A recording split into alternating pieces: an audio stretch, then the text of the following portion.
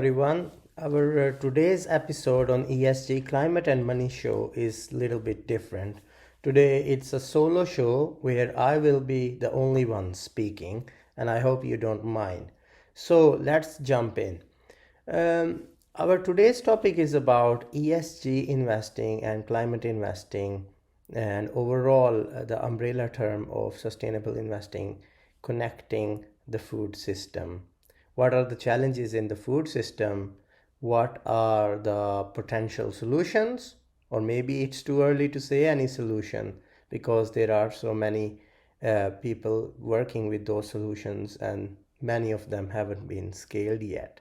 So, but overall purpose of this discussion is actually to walk you through about the challenges which we have in our food system. So today our food system represent about 15 to 20% of the carbon emissions overall. And this is quite a significant amount. It is from 1/5 to 1/6 of the total emissions which are produced in the world right now is because of our food system or associated to it. So and on the other hand, you hear a lot about the biodiversity loss, the how the food system is actually or mainly the agriculture is actually responsible for the biodiversity loss and the deforestation.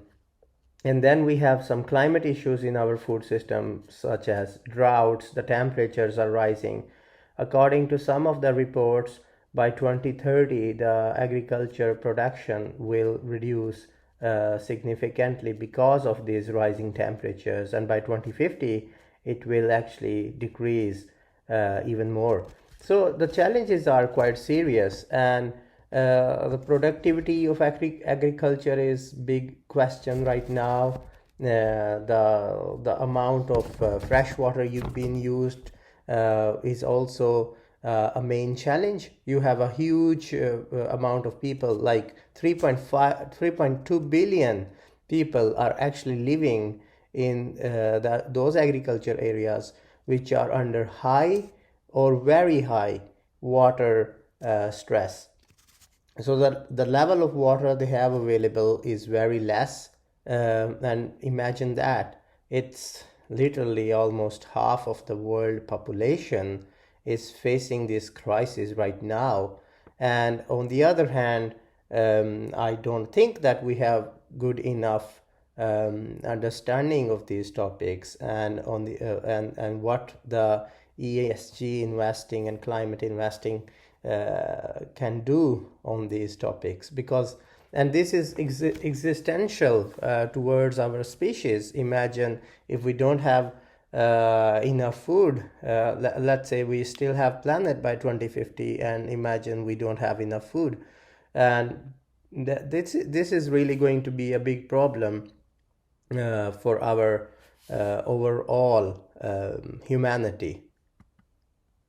On the other scenario here, where when it comes to the supply chains, which are one of the main big issue when it comes to the emissions, also within the overall food system, we're talking about agriculture, seafood, and these sources where the food is coming from. And when it comes to these supply chains, they are totally in a big mess, because first we had COVID, and because of COVID we had so much disruption in the supply chains, and now we have this crisis, and the world haven't been recovered yet from the COVID crisis, and now we have this crisis in Ukraine. And Ukraine and Russia, they are two countries which are producing significant amount of wheat in the world right now until recently. So they are one of the major bread baskets, and and we can already see in the supermarkets the prices are already high, and this is not going to go. This is not going to stop. It is going to go higher and higher if this stop does not. If this war does not stop, and if the situation stay the same. So the input is not enough already with the agriculture production, and now we have already these issues which are needed to be addressed very soon. So the food system overall, if you see, is already on the verge of collapse, basically. So we are living in a situation where the food system is actually going to collapse if things does not change towards the positive side. So these are some of the main issues we have.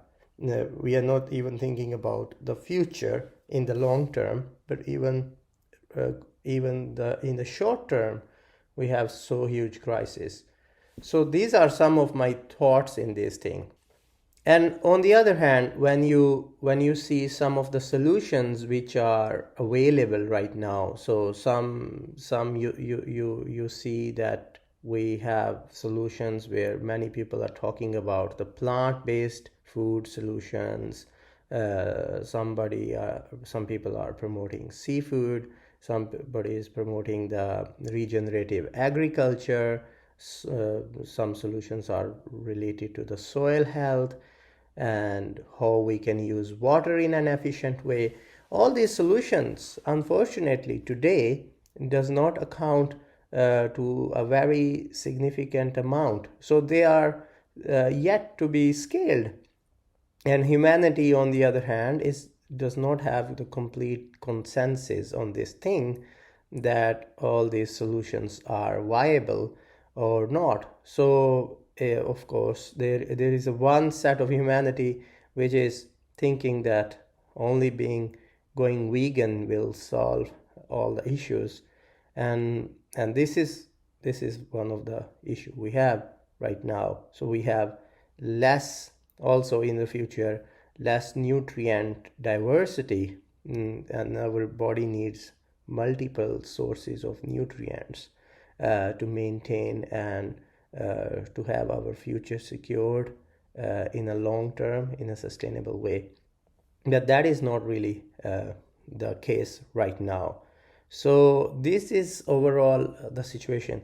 And what are the main challenges other than these are, of course, the issue of education.